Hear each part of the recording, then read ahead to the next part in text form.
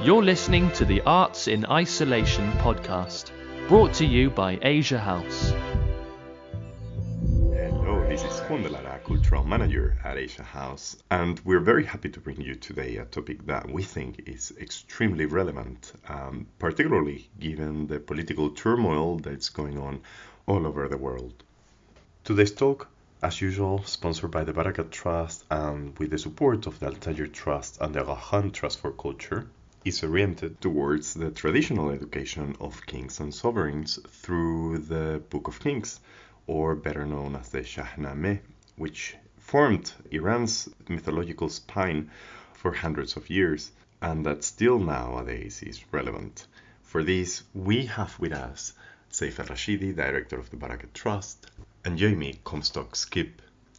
Jaimee holds a BA from University of California, Berkeley in Near Eastern Studies. She also did an MA from the Williams College graduate program in the history of art and an MA at the Courtauld Institute of Art.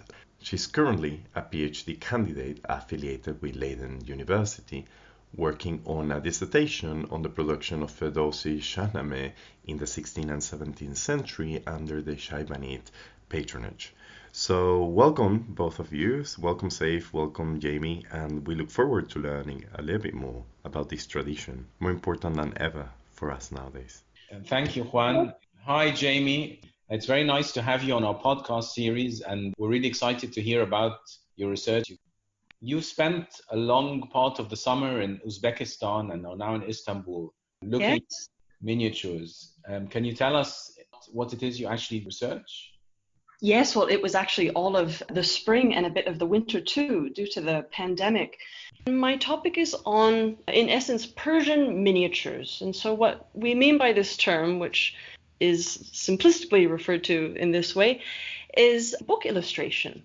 And so this term, Persian is a bit misleading because this is a linguistic focus, and yet these manuscripts can be written in other languages as well and are from a region that is beyond the confines of Iran today. So my manuscripts are from Central Asia, and they don't get much attention for whatever reason because they're kind of on the periphery if we think of Iran as always being in the center or, the main production site. And also what's misleading about this term miniature when dealing with illustrations in these books is that the term has been associated with the word minimum, but actually it's the word minium.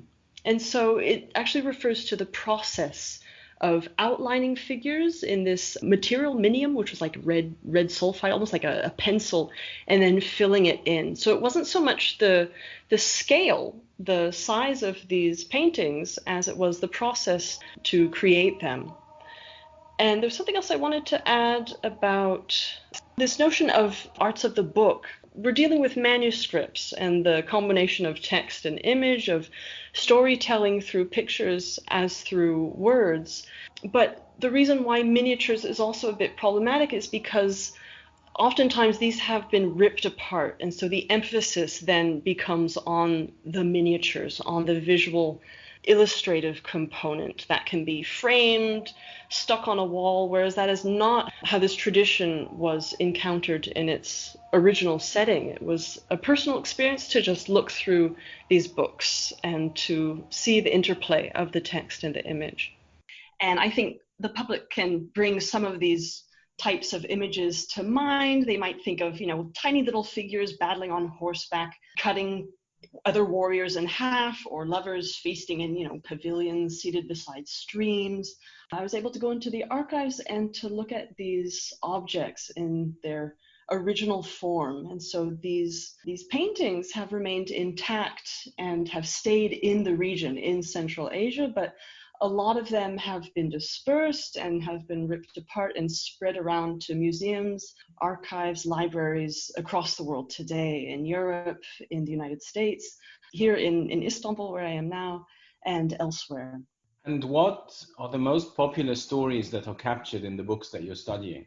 Seems to me that there are two main subjects. You have the peacetime ones, the feasts and the lovers. And then you have the militant ones, the battles, the decapitations, the hangings, warriors on horseback riding across the steppes. Who are the main heroes and heroines of these illustrated books? The main title that I'm focusing on is this work, the Shahnāma. So what that means is a Nāma is a chronicle of sort, a chronicle of the Shahs, a book of kings.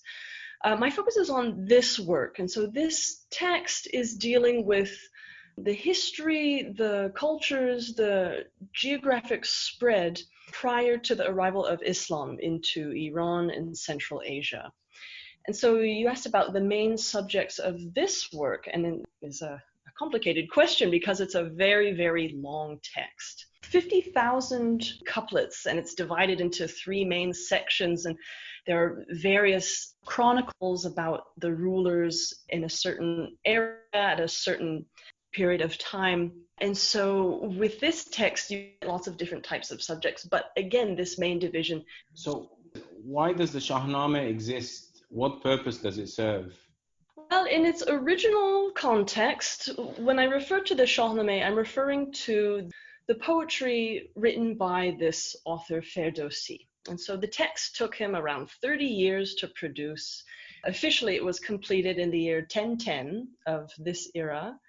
And it was produced in the region that now corresponds to northeastern Iran, in Khorasan. But what is worth remembering is that in this time period, this is an era in which the Persian language was very important and becoming quite a dominant literary and administrative language. And actually, it would supplant Arabic in the Central Asian region. And this was a big, important development. Firdausī took it upon himself to create this work to kind of glorify the pre-Islamic past that he felt, for whatever reason, to be under threat. And so with this text, he was able to preserve oral traditions that had been circulating for centuries before him. And again, from this particular region, from eastern Iran today, Khorasan, Central Asia.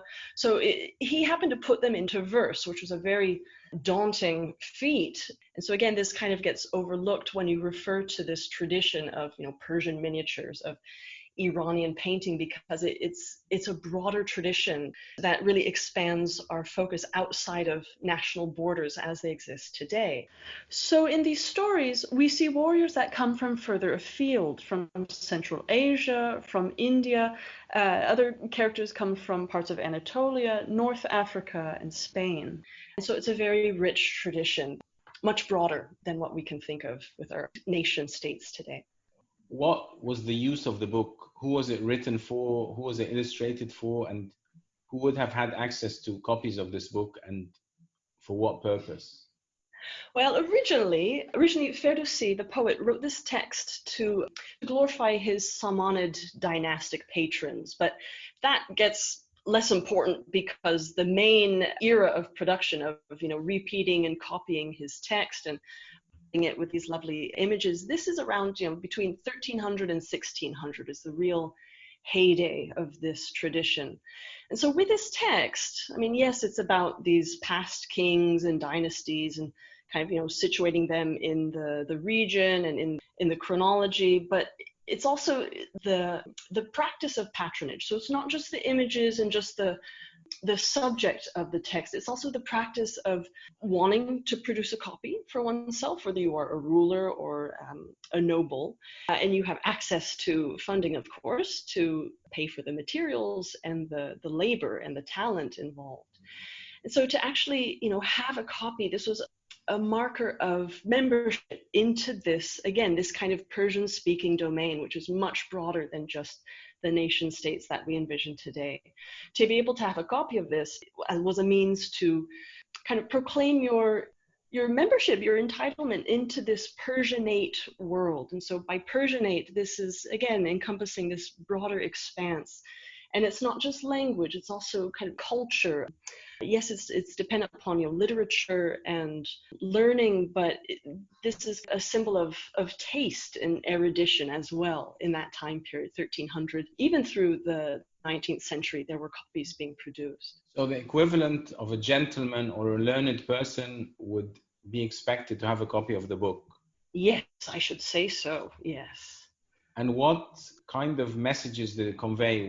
Presumably it wasn't just to have it as an object. Presumably there was some value in the poetry itself and the stories it contained.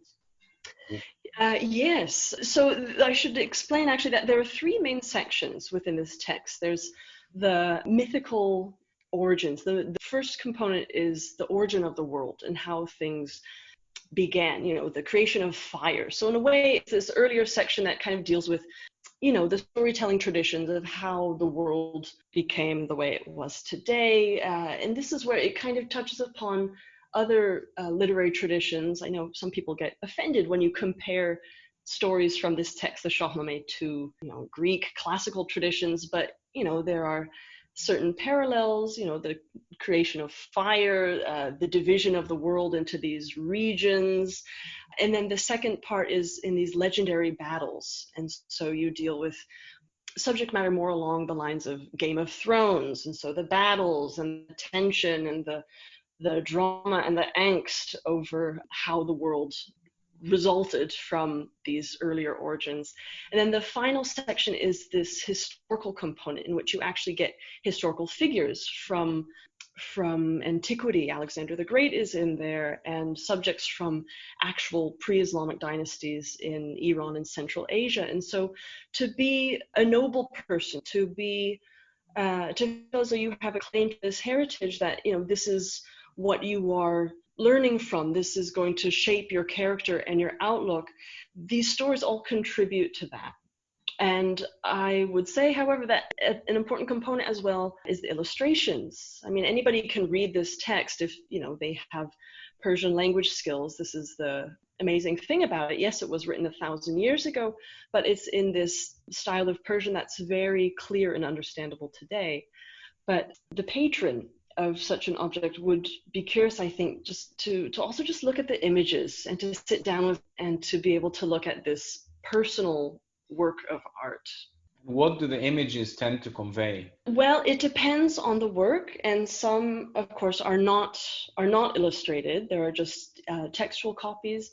The ones that I'm interested in are the ones that are produced in Central Asia, and so you get scenes of banqueting and feasting. And what I find fascinating is how they really follow a formula. And so art historians like to use this term iconography, and it's this term to mean the study of images and how certain scenes are rendered, or how certain figures are identifiable based on costuming or certain attributes. And so if you have enough of a sample set, if you have enough copies of this particular text and title, you can make comparisons across them. And it's really a lot of fun just to line up the same scenes and to see what changes from period to period, or century to century, or regionally. How are the characters garbed? What are they wearing? What are the accessories that they're using? Are the artists trying to make the subjects appear as though they're contemporary to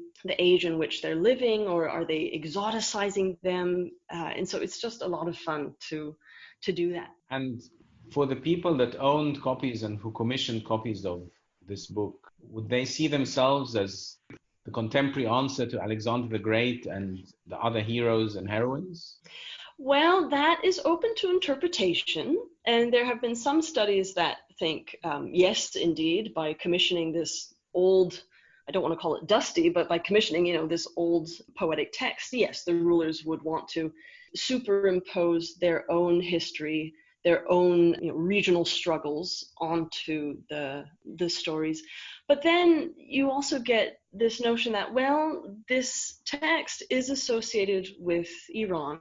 It has been called the national epic of Iran, but this is something that I quibble with this, because I see how this text really has importance in Central Asia today and Southeast Asia as well. And so it's not a text that belongs to any particular region or people. And so you can identify with the stories no matter where you are. I don't have any Persian speaking background in my family, but some of the stories really resonate with me.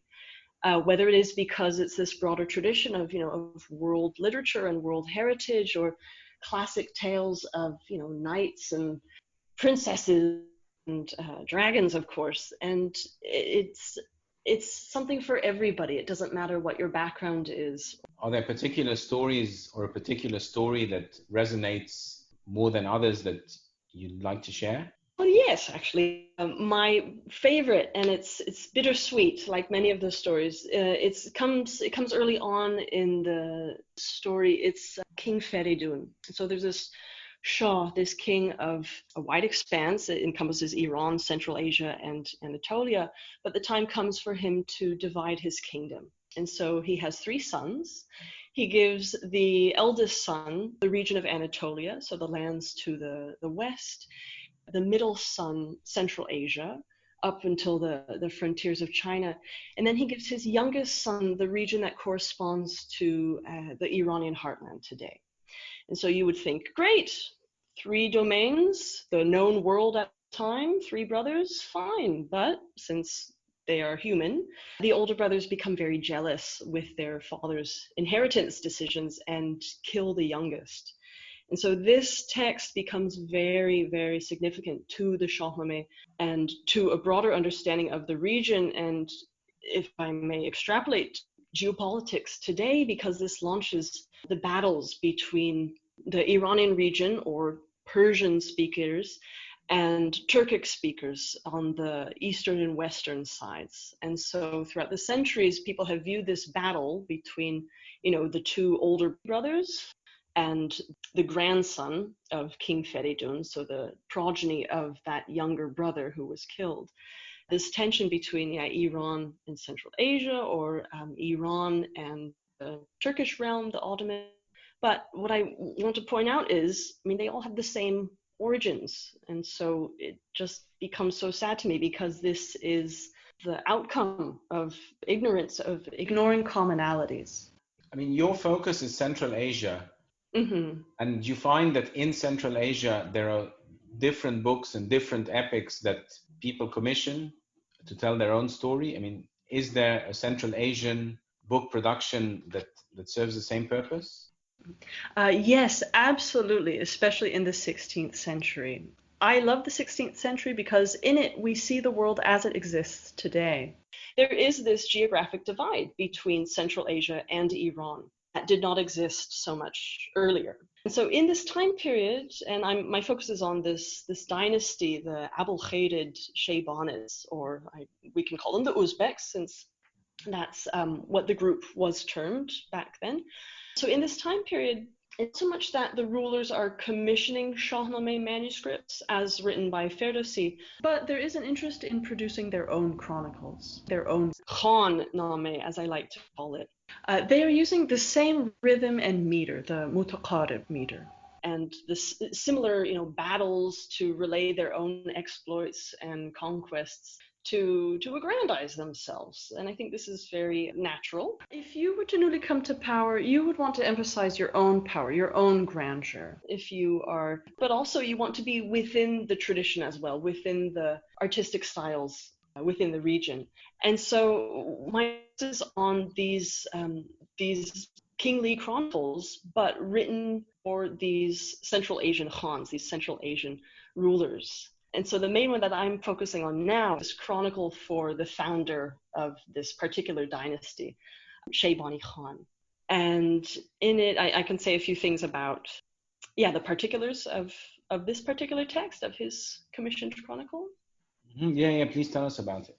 Well, so this one is very early on, and what makes this unusual is that he was actually alive, or we assume that he was actually alive and was able to kind of, who knows, maybe even sit down with the poet and the illustrators to point out what he wanted to be included, what he wanted to be illustrated. What did he aspire to do with his own book?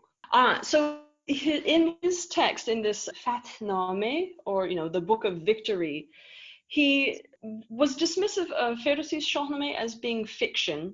And so it's a bit too fantastic and, superhuman. And so Shaybani Khan wanted to create his own chronicle, his own account, in order to tell of his own feats and to leave the heroes of Firdausī's Shahnameh, in the lake. And so he wanted his own chronicle to be clothed in verse, as though, the Shahnameh was actually naked. And so with his chronicle, it only has about 7 illustrations. So it's not lavishly illustrated, but we have to remember now, this is written very early on after he has secured power over certain centers and regions in Central Asia. And so he doesn't have a whole workshop of his own at his disposal. So he has to rely on past talent that had served, the preceding dynasty in the region. And so he creates, or helped to dictate what he wanted to have created. And so in the 7 illustrations, again, it's this mix of battles, but also feastings, so peacetime scenes, and also more militant battle scenes. So basically what he's doing in his book is saying, look at me, my reign is as good or better than all of these ancient kings and heroes and fabled heroes of epics. Yeah, so maybe not better than, but on par. And again, in these images, at least, there are actually a few tender illustrations in which, he's seated with his lover. He has a messenger deliver a love letter to his sweetheart. And so you see this real human picture of this ruler. So it's not that he's just, the warrior on horseback coming in and, defeating this dynasty and imposing his will. He is glorifying his own deeds in, controlling this region, but also showing his more human side and his prowess as an author, as a poet. It's very cute to me to see that he has, these human components, these human attributes, and not just, the scary barbaric warrior. So do you think that for him, the idea of being a model ruler is to combine being fearsome and a good warrior and a good conqueror with the tenderness and humanity? What were the qualities of a well-rounded leader? I think the combination of a physical prowess, of military strength, but also an intellectual component as well, an ability to think before acting, to really consider all consequences, or to evaluate all types of scenarios before engagement. Do some of the illustrations capture this idea of a thoughtful, reflective leader or king? Yes, so in this Shahnameh, in this book of the Khan's victories, again, this is about Shambanu Khan, the founder of this particular dynasty in Central Asia. It really shows his intellectual side and his reasoning. There's an illustration of him seated with his lover, the one to whom he wrote a letter. There's another scene in which a prisoner is being brought before him, but again, the emphasis, at least in the illustration, is not, the chopping off of the head. And in fact, I don't think that is how the justice is administered. The prisoner is actually to go free. But you see Shambanu Khan seated as an arbiter, almost like Solomon more than Alexander. And was he the person that would look at his book, or was it a record of how he ruled? Was it a future record of how he ruled? I think it was more his personal copy. And again, in looking at this physical object in Tashkent, in Uzbekistan, I really was struck by the small size of it. And it really is this personal copy. And since it was produced between, 1502 to 1507, he didn't have that much time to look at it because he was killed in 1510 by the Shah of Iran at the time. And so he didn't have a whole lot of time to admire this output. But perhaps, this was his own copy to consult, or, I'm being very sympathetic to him, but he could also take it out and very proud of himself as well, boastful even. So in a way, it was like the precursor of a photo album. Yes, and actually what sets this apart from Firdausī's Chronicle of the Kings is that the events that are in this book of Shambanu Khan happened a bit more recently than, the millennia, the centuries that had passed between the events in the Shahnameh and the reader's own history. And was this an uncommon thing? I mean, was Shaibanu Khan the only person to have a copy of his life illustrated and written in poetry, or was it a very common thing in Central Asia for similar rulers or similar leaders to document their career and their life in that way? Well, this is a very rich topic. I think we have to look at the dynasty before Shaibani Khan came into the region, and that is the Timrid Dynasty. And so this is the dynasty that oversaw a unified Iran in Central Asia. Of course, it didn't last, but in general, it was this unified expanse that encompassed the 15th century. And so the founder, Tamerlane, or Timur the Great, was this warrior who very much cultivated this image as a militant leader, a militant commander, and emir. He was interested in having his own events written down, but there was never a finished manuscript that was produced in his lifetime. So poor Timur, he was not able to flip through the pages of his own illustrated history. This tradition developed more in the 16th century.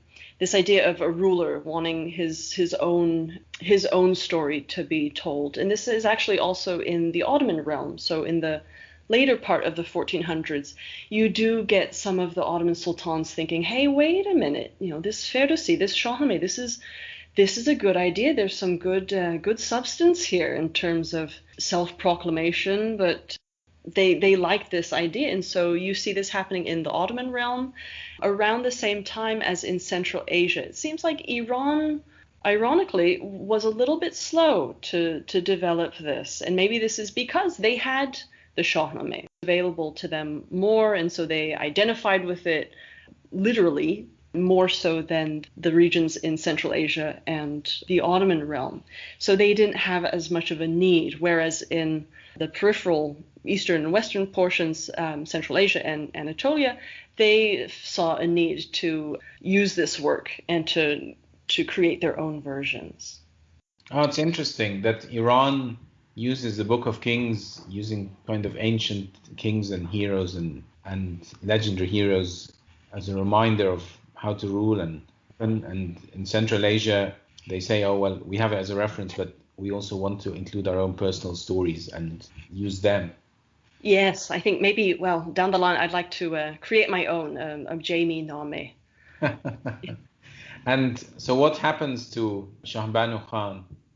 Oh, Shaibani Khan, oh, poor guy. And actually, I should add, the way he met his end is not included in his own chronicle, of course, even though it would be included in the Iranian biographical histories about their leaders, in part because, their leader came, and at the Battle of Marv in December 1510, this is in present-day Turkmenistan, Shah Ismail cut his head off, and the story goes that he stuffed the head full of straw and either sent it to Sultan Bayezid in the Ottoman Empire, or perhaps this stuffed head was sent to the Mamluks in Cairo, to Sultan Qansu al-Ghuri, and the actual skull itself was used as a drinking cup for the Safavid Shah of Iran. And what was the idea of sending the head? Was it to scare their opponents, or to teach them a lesson, or to show that they were so powerful they managed to get rid of this guy? Well, the practice of gift giving, of sending, objects with messages, subliminal messages, or actual, letters included, this has a rich tradition, and this is a topic of study. But perhaps by sending this head, or another chronicle says no, it was actually Shaibani's hand, a severed hand that was delivered to the Mamluks. It could be a sign that we're coming for you next, almost like finding what is it in The Godfather, the dead fish, the symbolism of this kind of horrendous gift to say we're coming after you.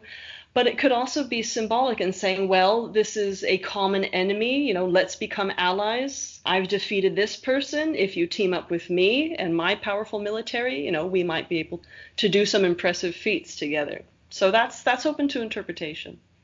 It's an interesting thing to think about, gory as it may be. Yes. I hope I don't receive that in the mail anytime soon. Well, I mean, it's interesting to think and to reflect on the Book of Kings and also the personal versions of reigns and of rule, and to think about leadership. And I was wondering what you think some of the rulers of Central Asia would think of leadership today. I mean, would they think, oh, these people need a copy of the Shahnāma or the Shahnameh?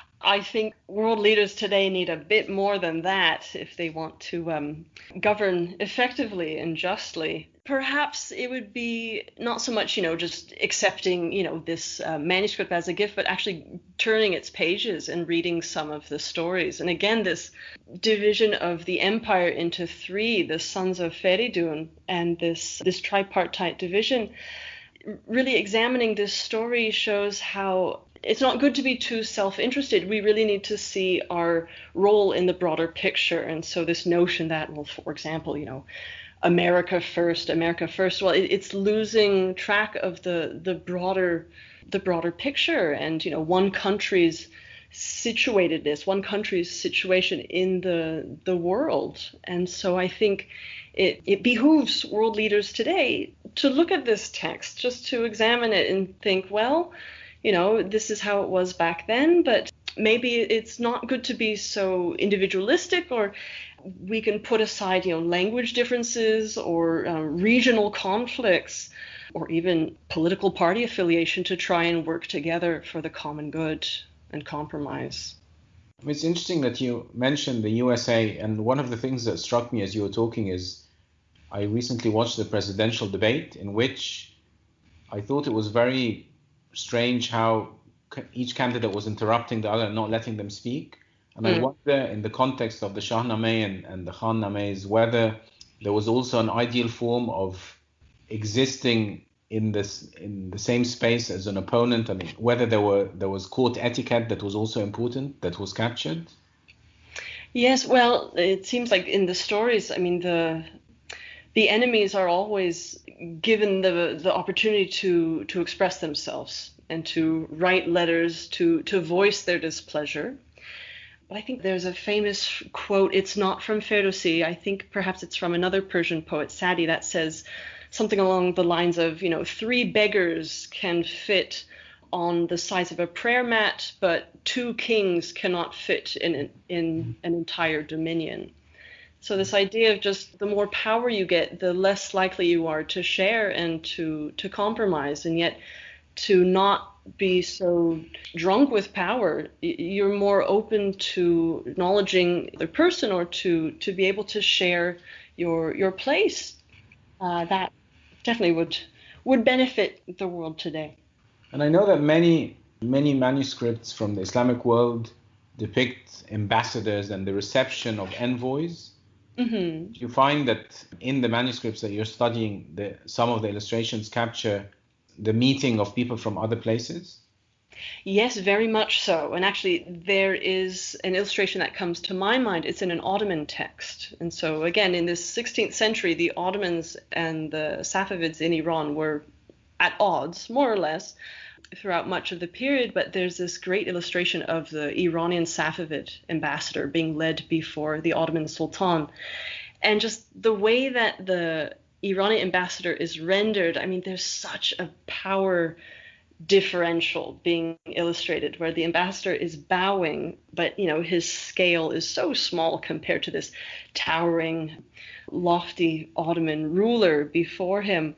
And so, I mean, it's not a genuine representation, to scale, or there's no pretense of being, realistic, or having, shading and modeling and the scale being all accurate. But I love how you can read so much into this illustration, this image of subservience, but of etiquette and in knowing one's place when you're in a host's environment, host country, the rival's domain. Well, I think in a way it's nicer to think that there's etiquette even in the context of competition. Competition, yes, but again, it's the difference of whose perspective is being depicted. And so in this case, this is an Ottoman chronicle. And so this is the perspective, this is their point of view about the situation. But then you have chronicles produced in Iran in which, it is their empire, it is their dynasty that is the dominant player. Well, I suppose everyone sees the world from their perspective. Yes. Well, we only have the eyes, the eyeballs that we were given at birth, if that. Well, thanks, Jaimee. It's been really fascinating to listen to this tradition of representing and remembering ancient kings, and sometimes real kings, sometimes fictional ones, but also thinking about rulers who document their reign and capture the different facets of what they see being important, and the contrast and the different elements that makes effective rulership. Yes, Seif, it really is my pleasure, and I'm very grateful that you are interested in my own interests. Thank you so much. Thank you. You were listening to the Arts in Isolation podcast, brought to you by Asia House. For more information, please visit our website, asiahousearts.org.